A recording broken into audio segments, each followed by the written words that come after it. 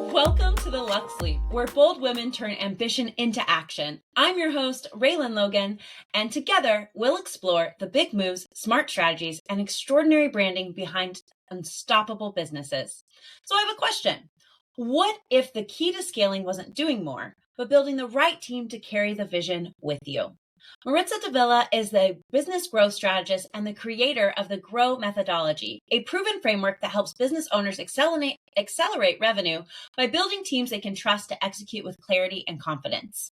With a master's in business administration and over a decade of operations leadership, Maritza has helped clients achieve results like 5xing their revenue in just 3.5 months, scaling from 1.7 million to 4 million in annual revenue, and exceeding sales goals by 100K plus. And that's just the highlight reel. Her expertise has been featured in authority.com, Small Biz Leader, and she is a sought after speaker and podcast guest on top business shows like this one. So if you're ready to grow a system, strategy, and a team that moves like you do, then this is your episode. Please welcome the powerhouse behind scalable success, Maritza Davila. How are you? I am way too flattered by the intro. But thank you for having me. I love it. Oh my goodness. Well, you deserve it. You've done incredible things. And, before anybody can get to doing incredible things, something has to inspire them to take that Luxe Leap. So what inspired you to take yours? And what was the bold move that started this wow, words today, this journey from ordinary to extraordinary? You guys, it's not an episode if I was not laughing before we got on this call and trying to hold my giggles in at the start. So you all know the deal. Here we go. We love genuine people. And so that's great. What made me, I guess, change my journey from ordinary to extraordinary is really just looking back and reflecting on what are the things that I'm really good at. And I started working with a few leaders in different organizations, and I was basically their right hand. And so I was either fitting into a COO type of role or a chief of staff type of role. And I didn't realize it at the time, but once I stopped doing those engagements and I looked back, I realized, wow, I'm really good at this, because I started seeing, it was a different point in my life where I was, I've always loved being useful and making ideas turn into reality, right? And so I didn't care if it was someone else's idea. I just wanted to help to make that vision come to life. And after I stopped these engagements, I realized, wow, I'm so good at this. I need to make this my whole business, not just, engagements here or contract or things like that. But it was kind of things that I was doing not as my core offering or my core business. And I realized I should focus my attention here. And so that's really what made it change from just ordinary business, I would say, for things that I would just do for money to now things that not only make me money, but also make me feel incredibly fulfilled and have a meaningful purpose in my life. I love that you shifted into that meaningful purpose piece, because a lot of us, let's be very honest, when many of us start business, it's because we want more money. And there's nothing wrong with that. It's a catalyst for many of us. And honestly, it's a catalyst for some people still. Right. We don't need to sugarcoat that. And I just want to say there's nothing wrong with that. So, but when we start to move into that realm of impact and personal joy, how did your personal story start to influence the brand that you've built today? Well, the brand that I have or I'm building today is all stems from who I am, really. And so a big part of my brand is boldness. So I love that you started the podcast saying that, because I don't think that you could truly have a fulfilled life in any area, not just business, unless you are living life boldly. So that's a big part of who I am and how the actions that I take and continue to take, no matter what, what people say, what I might think, or if, it feels cringy or anything like that. I don't care about any of those things. I'm like, I know where I want to go. I have this vision of my life. I know where I want to be. And so I need to just take actions and steps to get to that. And, the main person I need to shut out and stop from keeping me from making those types of bold steps is myself. It's really no one else, Always. right? So. It's always us who gets in the way. And, it's funny that you also love the word bold. I have this story. So I used to be the head of sales and marketing at a company. Gosh, has it been almost 5 years? Anyways, it's been hot. Okay. So I remember I had to do this exercise for, I don't know what, I think I was just like in this like leader development thing where you had to send out to people who knew you, like a friend, a family member, and somebody who works with you, where they picked words that described you. And all of them chose the word bold. And at the time, I thought it was like this bad word. And I was like, why would you associate me with bold? Like, what have I done wrong? All of them were like, I think that's the greatest thing about you. And so now I've like come to terms with like owning it. But you're right. It is always the me who, like, whoever is like hearing this, it's always you that is your own problem, and your own barrier that you have to get beyond. And everything else, once you figure that out, kind of almost like dissipates because it doesn't matter anymore. I think what, if you don't mind sharing, but Mind. made you not want to be categorized as bold? Because I only think of that as a positive characteristic. And so I'm just curious what. I think back then I hold a lot of masculine traits, especially when it comes to business. I'm very direct. I always have been. I was not raised like, I would say, the typical American girl where like the idea is that you like sit, you're quiet, like typical. Now, I do not agree with typical, everybody. So I just need to say that that is an ideation that's not real. But I was never really soft in that way. And I was not raised to be. I was definitely raised in a family where my dad would like take me and my sisters and he'd be like, meet this like woman judge. And we'd like meet in her chambers, like meet this lady, she's a CEO, like meet this woman, she's a doctor. Like it was very much like, look at all these powerful people and all the things you can be. Very much to how, back in the 90s, boys were more driven towards. I think we have changed how we raise young girls today. I see it in my son's kids.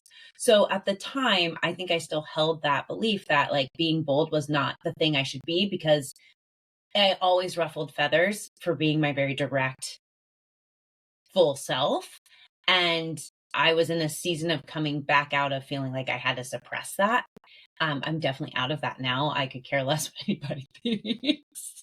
But at the time, I think I was still trying to appease others and didn't fully see myself as the whole bold human that I am today. So I know my follow-up question to you was, have you always felt that bold was a good word? And you answered it. So yeah, bold is a great word. I've never had any negative thoughts around that word, because I just think that's the way you should live life, truthfully. And we can associate other characteristics with the word bold, right? Like being direct.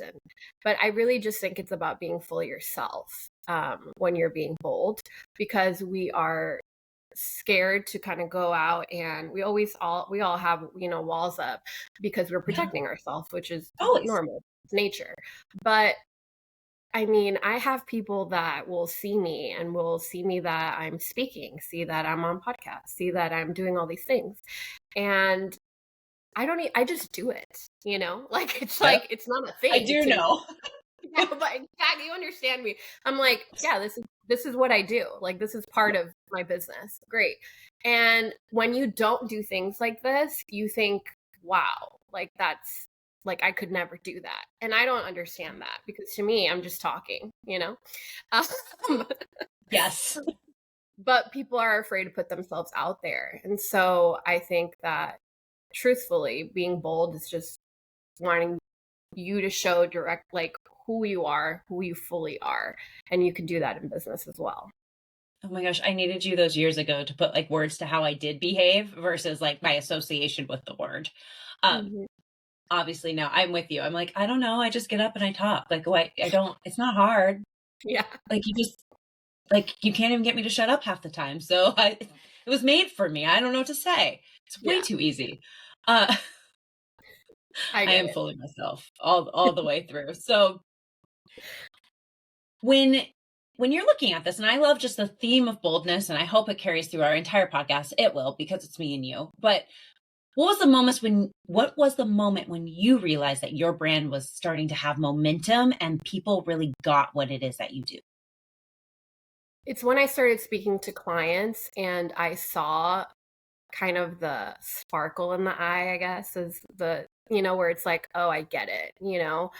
I need to transition more from being the high performer of my company and the one that gets everything done to the one that's leading the team, casting the vision, and teaching and training people how to do their job and execute that to the highest level. So it's no longer of I am now all things to all people and wearing, a million hats. It's teaching the owner that the most important tasks need to be on their Team. responsibilities, which is strategy. Where are we taking this business? What decisions are we prioritizing? Who do we need in this company? What's the culture that we are reinforcing? And not answering the phone, right? Not sending an invoice, right? These are things that other people can do and if that's all they're doing, they truthfully could probably do a lot better than the owner because they have a million things on their to-dos.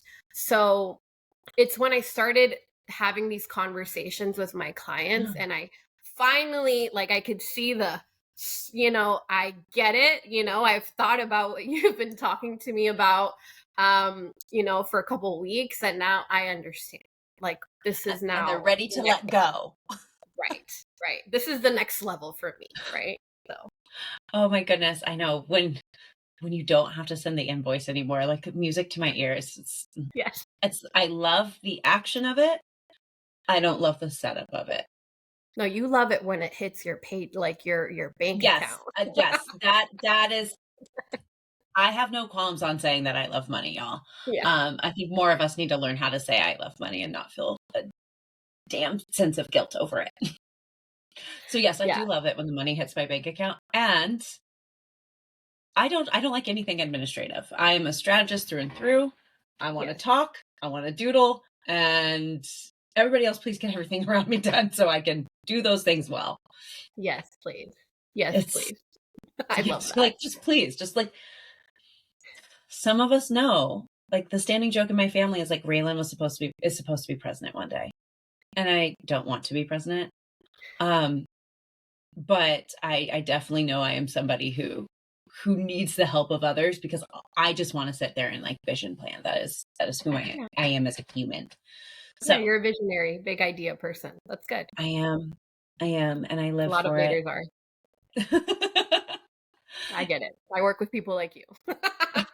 Right? You're like, and find my ideal client, option 1, to my right or left. I don't know where I am on your screen. Right. Okay, so on your right, there couldn't be a better direction. It's the right direction, obviously. But what would you describe as your unique energy or essence of your brand in one sentence?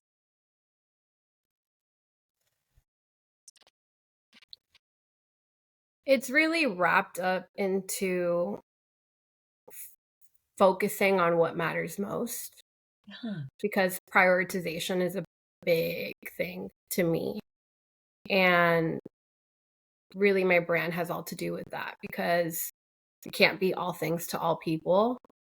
Yeah. We can only be our truest self. And so within my brand, it's, love it or hate it. I'm going to be me. So, and that's all stems from my own priorities, right? My own priorities Yeah. in life, who I am, what I care about.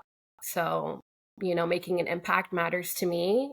My relationship with God matters to me. My relationship with my husband matters to me. My family is huge and like huge to me. So I know everyone's family is huge to them, by the way, too. But I'm just saying, like, We come from big families. Like, right.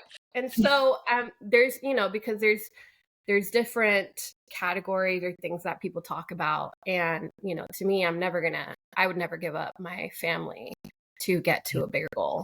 It's not worth it, because it's like, what matters more to me, that they matter more to me. So it's so all about like when we have seasons of life or seasons in business where we have to realize, okay, this is a season where I'm really focused on my business and that's actually the priority right now. And then there's other seasons where it's not. So really it's all about, basically focus on what matters most in your business, in your life, in your marriage, in your family, whatever it is. I love that, because there's so much to be said about, well, are you the oldest daughter? I'm not. I'm the youngest, actually. Oh, wow. You're holding a lot of oldest sister energy, only because I am one. Mhm. We we hold a lot. Okay. A lot. Um, if I had a choice, I wouldn't have been born first. Got it. Fun, I fun do fact. have an older sister, though. She's awesome. See, like, we are awesome, but it's a lot. So in that space, I always think about, like, I'm always thinking about all of them all the time, like who needs what, where needs what. And you're right. Like, there's going to just be times where the business doesn't matter. Not quite as much. Now the business can help give back to them. And so I Right. always have that in the back of my mind, but it will never, I mean, I started this business so I could be a better mom. Mm. I love Like the space to be in Grayson's school. Like yesterday I walked in and the PE teacher was in front of me. He said, hi, I'm really good friends with his PE teacher. He goes, oh, here, just come through this door. And like walk in, like everybody's talking to me. His teacher left his classroom to come ask me if I could work on multiplication, like cards with Grayson. And I wouldn't have those relationships if this ruled my life, right? Right. But it definitely, to your point, is like family is so important. Um, beyond the business, but it's also like, what can this business grow for you and your family, so you can even give more time and more energy? Because to an earlier point that you had made off of this call, some people have lots of money and not enough time versus time versus money. And it's like, how can we be rich in both so we can give Mhm. give and impact them in such a beautiful way? Right. So when you think of that impact and you think of your business, what decision or strategy most contributed to your growth this past year? Which is a beautiful question in December, even though I know this will air later. So what made 2025 possible? Yeah, speaking is a big one. So I've just have really honed in, like you said. I am the person that will, if I find my right people, I will just talk, and talk and talk, right? And I've done I've never, I don't know about you, but I've never been afraid of public speaking like my entire life. And some people, like, that's their number one fear. No, nope, not to me. And so when I've talked in front of people and like dozens of people or however many, or on podcasts, all these things, I don't, I'm not scared, I Yeah. just do it. And I've been told by people that have seen me speak that I do a really good job. And so I've learned, okay, well, I need to hone in on my natural skill sets and not focus on the things that I don't enjoy doing, right? And so if I focus in on my strengths, then you get more you get more leverage for your time, essentially. And so speaking this year has been a big part of my strategy and has definitely, it's not something that like you're going to get a client maybe right away, but when Yeah. someone starts hearing you speak, starts understanding how you think about business, about your thought leadership, and they understand who you are, the type of person that you are, what you care about most, it could be the first speaking engagement or the third or the 20th, but eventually they become clients because they realize, okay, this is the type of person that I want to work with. And so speaking has been the biggest part of my strategy, at least in 2025. And I'm just going to hone into it even more in 2026. I think that that is a beautiful strategy. As somebody who is also not afraid of public speaking, I was in speech and debate as early as second grade. So my parents have no chill. If anybody gets anything from this podcast episode about me, my parents have no chill. And um, and I agree with you. And also just because we live in such a digital age, like a lot of those talks get recorded and then like that content is used and it can compound on itself. And I agree with you, when people can hear you time and time again, especially if you are the type of person who understands that marketing is repeating yourself until you're sick of hearing it. And when you're sick of hearing it, everybody else is ready to listen. That part, it really does have such a beautiful effect, and it allows people to see that you understand their problem better than they do, which in turn makes them want to work with you. And I love that is what you are leveraging, because it is such a powerful tool. Also because human nature started from like sharing stories and like bard tellers before we had written word and all those things. Like cavemen literally drew stories in caves, so it's never going away. Ever. I love it. Yep, that's a great point. So on the note of that, I mean, you think I don't do this ever, right? Like I just am naturally flowing to my own questions. I'm quite impressed.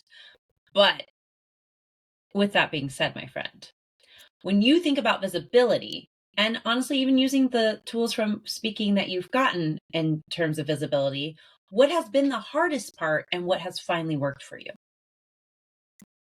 So visibility to me is just being seen, right? So someone sees you, is aware that you exist in the business world. But more than visibility, I think as a business or as a brand, you need to be known and understood, right? And even as a human, right? We don't just want people to notice us while we're walking. We want people that actually know who we are and understand us. And so the difference between that is, I can have a greater reach within visibility and people understanding what it is that I do, helping leaders to grow revenue by building teams that they trust to execute. But now being known is now working with me having a bigger impact within your organization. I care much more about the impact that I have with my clients so that it's deep, right? And not just surface level with visibility, right? So many people can know about me, but the only people that I will truly impact are the ones that know me, and they know me because I've either worked with them or they're somewhere within my inner circle, right? So that, I think that's the biggest difference, is just building deeper roots with the clients that I serve.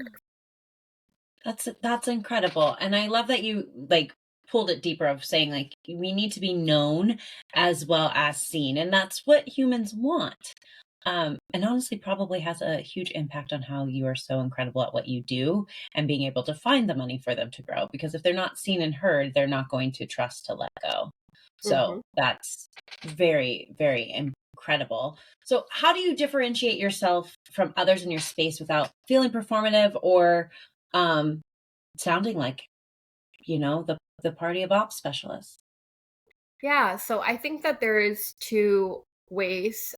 Differentiation, I think, is when you are looking at what others are doing in your space and seeing how can I make myself different. But there's also uniqueness when you are looking within you, not outside, looking within you and seeing what is it that I'm actually really good at and can solve this specific problem better than anyone else, right? Not outside, it's just you understanding yourself and your expertise, your capabilities, and then letting everyone else know. So there's no one affecting how I change my business model, what offers I give, or what services I provide. It's more of me looking in and identifying what my uniqueness is. And so while operations, a lot of people tend to think, oh, great, like I'm going to go and look at a tech stack, which is, can I do that? I could. Do I want to do that? I don't, right? Unless someone in my team is going to do that.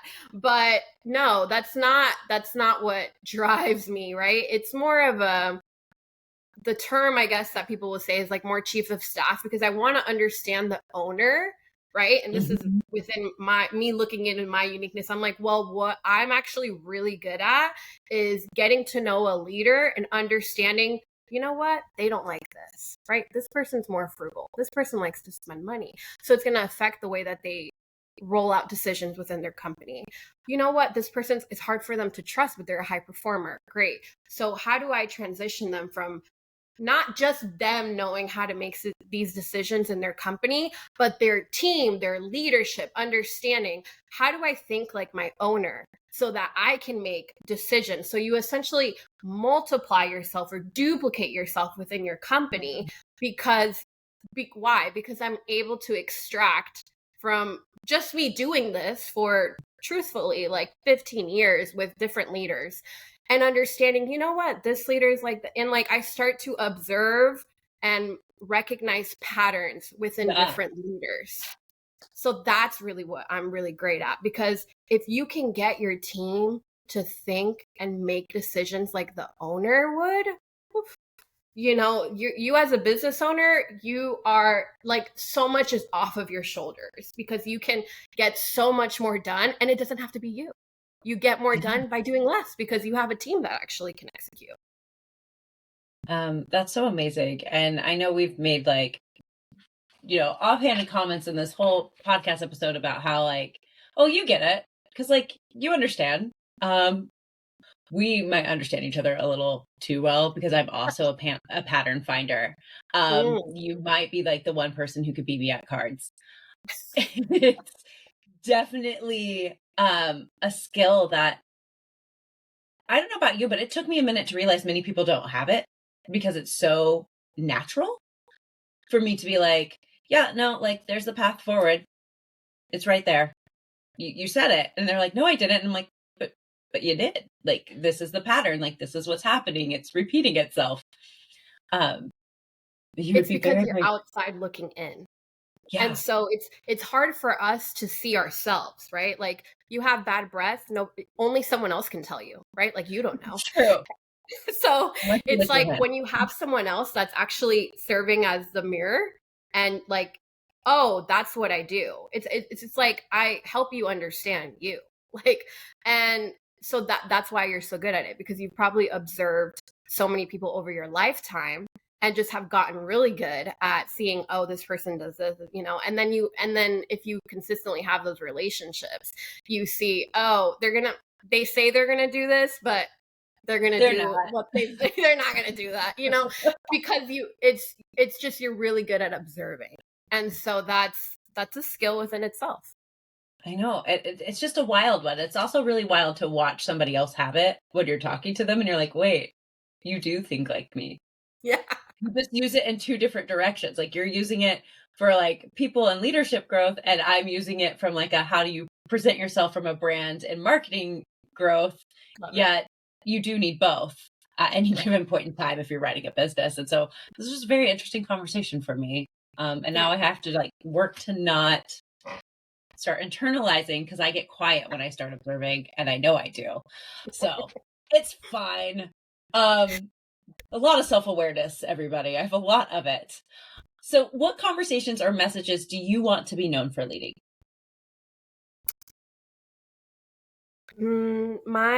For business, I would say build a business that you're proud of. That's definitely one. And for life, I probably would want to live a bold life. It'd be like the most important thing to me. And so, yeah, for business is that most people build a business that they're not proud of. They have clients that pay them that they don't feel respected from, right? They got to like bend over backwards for this client.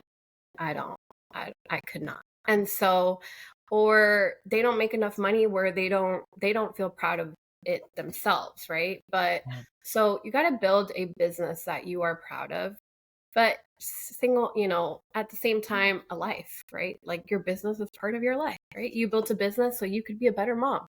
So that's a main purpose within your business, right? So it's always reflecting back and saying, okay, am I making the decision? Like, why did I even start this thing? Like, what was the goal? The goal was not to be like a billionaire. The goal was to just be a better mom. Yeah. So it's always going back within what are the decisions that I'm making and prioritizing within my business and my life that I'm going to be okay with when, when I die, because we're all going to die. That's the only thing certain, right? So When we have that moment, if we look back, was it worth it? right. Yeah. Was it worth it? And I was just sharing this earlier with somebody on a call, but they were like, well, they wanted to know my purpose and why I do things for people. And I was like, that's not why I started my business. And it usually throws people off because they're like, well, wait a second, we're here to talk about me. And like, you don't care about me. And it's like, that was not the case. It was survival. Like, it was a matter of survival. It was COVID. I was let go and I needed to feed my child. Mm, And like, everybody else was secondary to that. right. Like it was down to the root things that you need, like shelter, food, and clothing. We had plenty of that, so that was not a concern. But keeping shelter and feeding a kid that is a high motivation to get something off the ground. Yep. And now I care of like where people are going and things like that. But now I'm now in a more peaceful place where impact can be the focus. Survival is not the focus. And but I always get a good kick out of like, I love how you put that. It's like, my goal was not to be a billionaire, and you're correct. That was not the goal. The goal was to eat, literally. Well, it goes back to Maslow's hierarchy of needs, right? Have you ever Yes. seen the pyramid? So it's Yes, like first, okay, people in Africa don't care about like, let me have a huge impact. And no, they need food and shelter. That's like our most basic level of basic need. needs.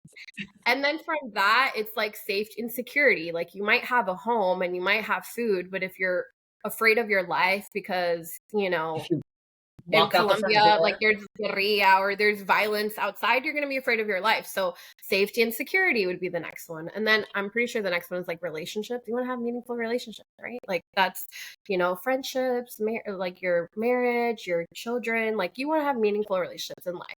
But then I just remember the very tip top, which was self-actualization, which when I learned about Maslow's hierarchy of needs, it was from my nursing teacher in high school, a whole long life ago.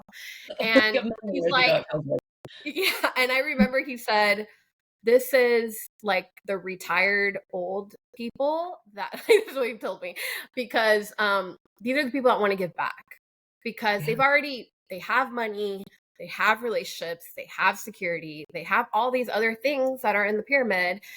They just want to make an impact. And so when you can do that with your business because all of your other needs are taken care of, that's a great place to be in.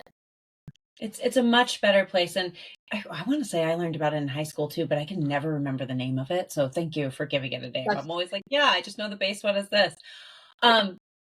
When we think about that triangle, I almost, there's always that joke, like when you become an entrepreneur, you're really just going on a journey of self-actualization because you have to face yourself in so many different ways. That is your personal Goliath, is you.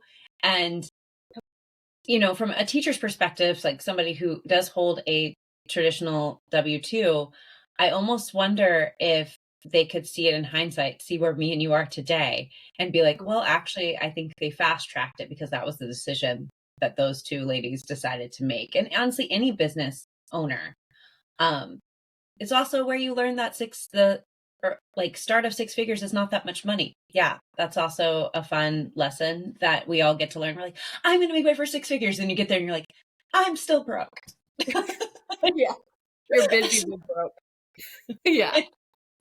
It's very interesting to watch how it's coming along those steps of the way. And you're right. Like, I mean, not even just Africa. There's people here in the States where like food and shelter is not even something they get to claim fully and completely, and let alone safety. So it is definitely something you have to go through. And yeah, I definitely didn't start my business from a place of like, I'm going to make impact. No, that would be a lie to everybody involved. But that's a great driver Yeah. because, there's a lot of people I read this thing, it says nothing fails like success, It's even true. mild success. Because when you have success and you have money in the bank account and you've got recurring income, let's say, and you feel like you can chill, you start getting that like, oh, I could just relax.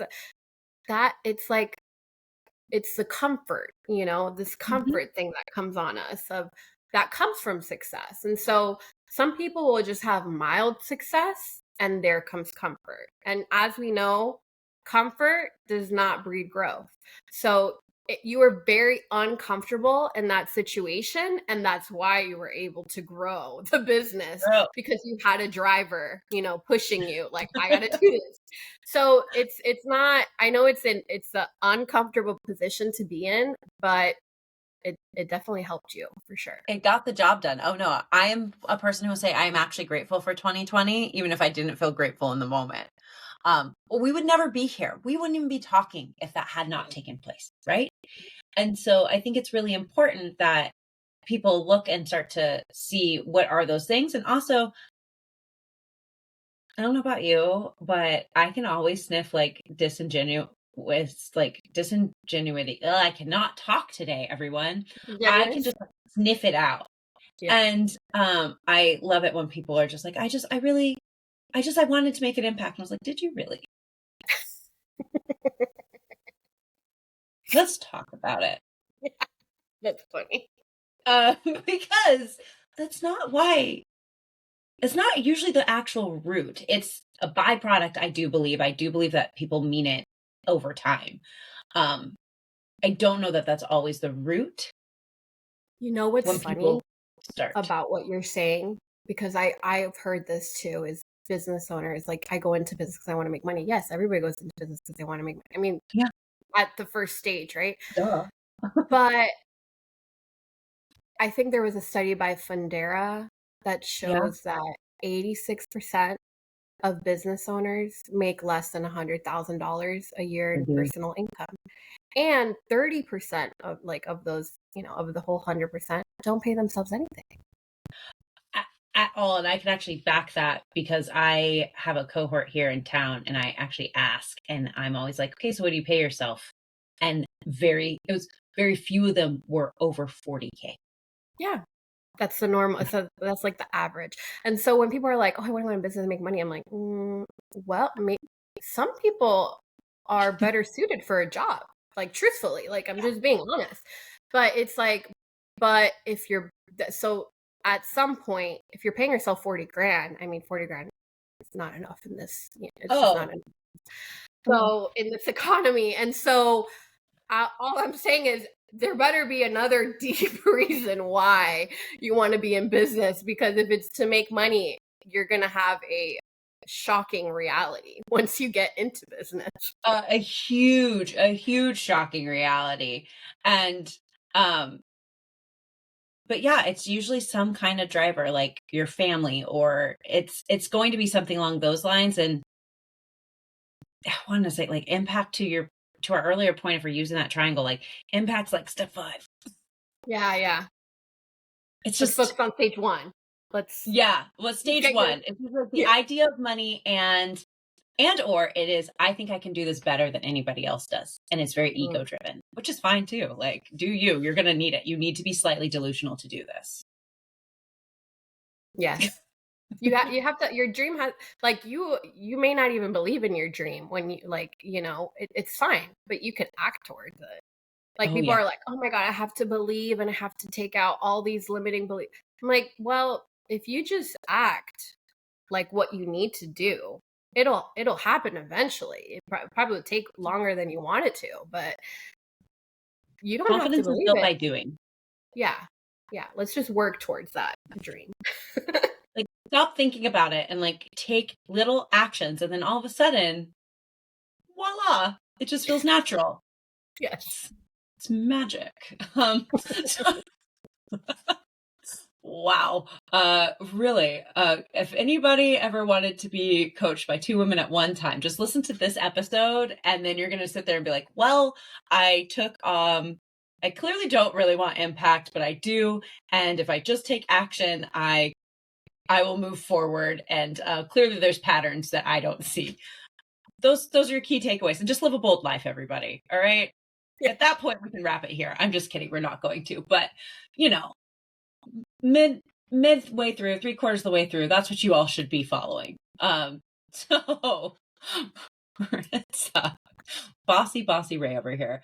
How do you define success for your brand today, and how has that evolved since you began?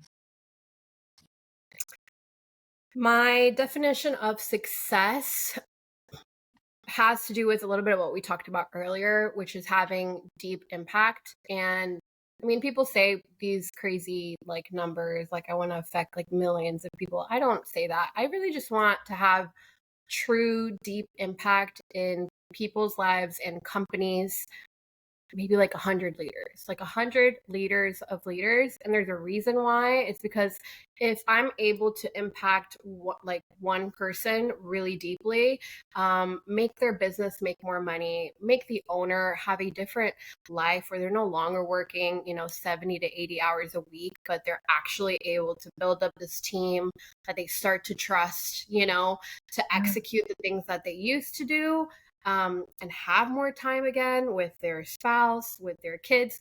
Not only does it affect their family life, but it affects how they show up at work. It affects the way that they treat their staff and their team. And it's going to affect how not only short term, like this year or next year goals, but also long term. Because if you end up building a business that is repeatable, right? Like you end up having things that you need, even though like you need SOPs, you need process. You can't just be all about, oh, I have this great person and then this person leaves me and now the business is no, like you need processes. How do they think? How do they do their job, right? And so that when somebody else comes in, they can also do that. All that to say, if I could have really deep impact and affect 100 leaders of leaders, I think I would have a life well served, because I know that they're going to multiply, like the impact will only multiply within other people that they affect. So that would be success for me in business, success for me in life.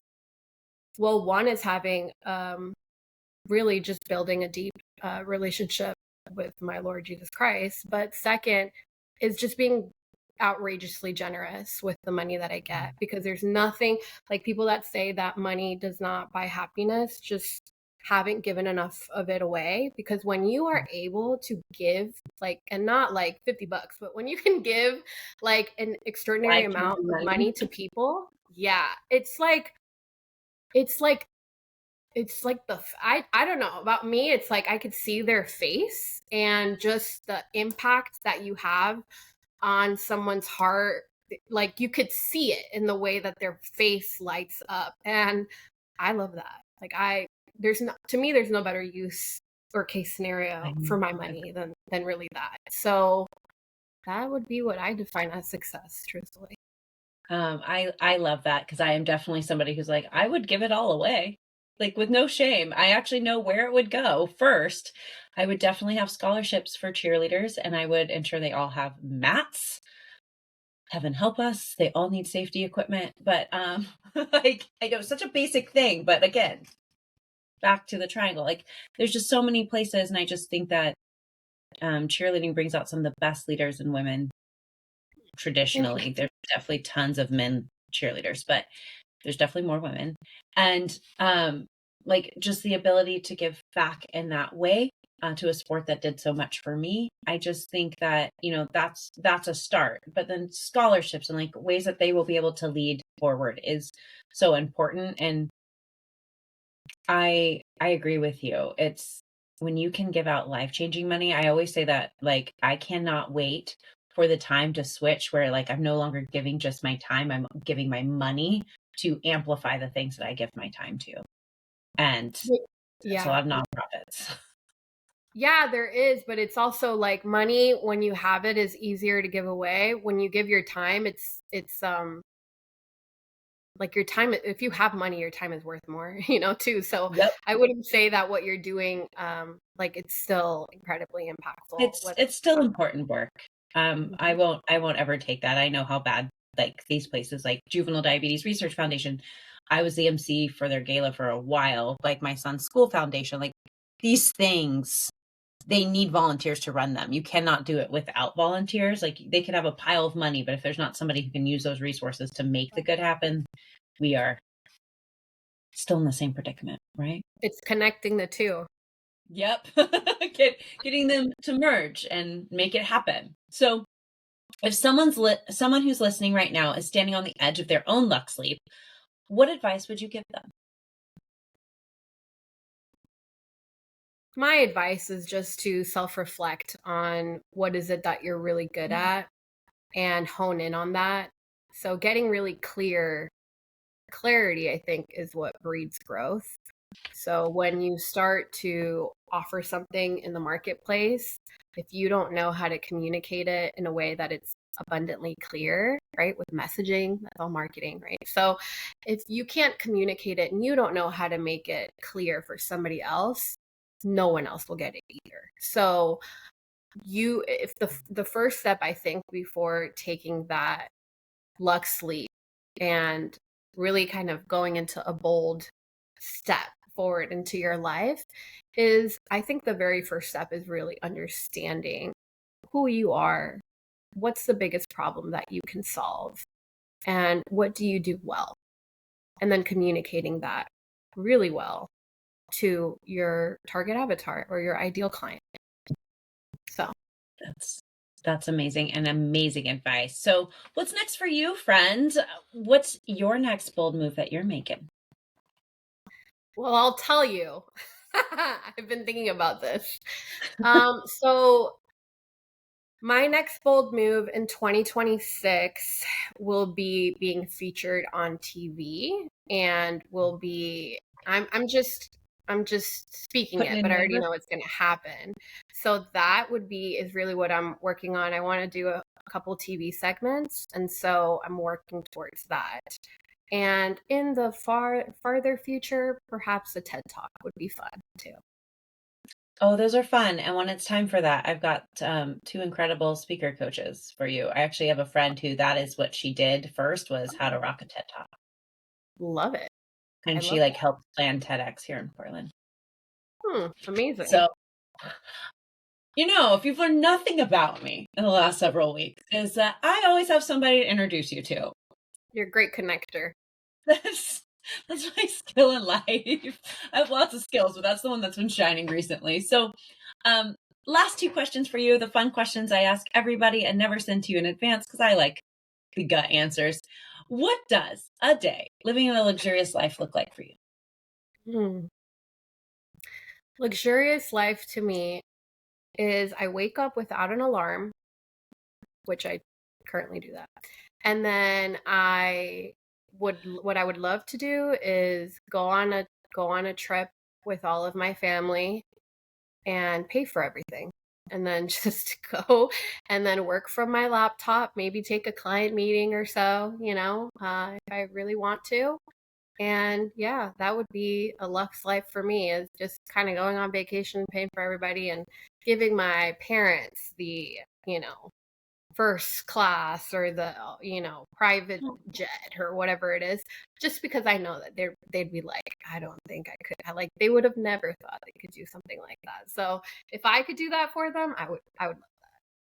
That is beautiful and amazing. And I can't wait to hear about how that trip goes one day. It's going to I be love it. phenomenal. So, in one word, what's your primary motivation in business? One word. Hmm. My primary motivation in business is to be useful. So useful, I guess, would be my word. Ooh, that's a fun word. I like it. Yes. I think Useful. that drives my whole business. I think that maybe in 2026, I just come up with like a document that's like, this is everyone's one word that they would use. Because I ask it every single time. And useful, I don't think I've heard that one yet. I don't think I've heard it at all. That's a good one. I love it. You are incredible. Well, thank you so much for being here today. I'm super grateful that you took the time, that we got the chance to meet each other, and that you were willing to come on the show. So thank you so much. I'm incredibly grateful. Thank you for having me. It was so much fun. You're so welcome. Well, everybody, we've hit that point where I will say my handy dandy wrap up because it means that it's the end of the show. So if today's episode has you rethinking how you're showing up and you're ready for a brand that actually turns heads, I'd love to invite you to book your Brand Muta Brand Breakthrough. It is my video deep dive brand audit that helps you see exactly what's working, what's not, and what needs to shift in order to attract your champagne clientele. So you can grab your spot at graydigitalmktg.co/brandmuta-review. If you're trying to write that down super fast or pause this, don't worry, it's in the show notes. You can just click on it. It's magic what the internet can do, and start turning clarity into confidence, because let's be honest, everybody, vanilla opinions don't pop bottles, and you just don't play it safe, play it bold. If you learn nothing else from Maritza today, play it bold. So how can they connect with you, my friend? Best way to connect with me is to schedule a free clarity call on opt360.co.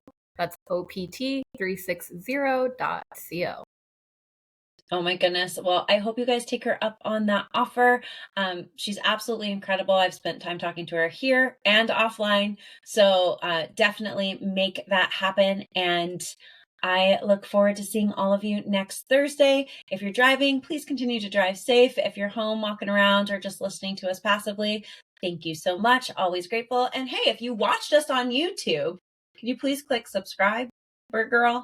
We'd all appreciate that. But also, I hope you really enjoyed all of our facial expressions. So if you want to listen to it a second time, go watch us on YouTube. We are very expressive human beings, and it really brought me joy today. So I'll talk to all of you later, and until next time.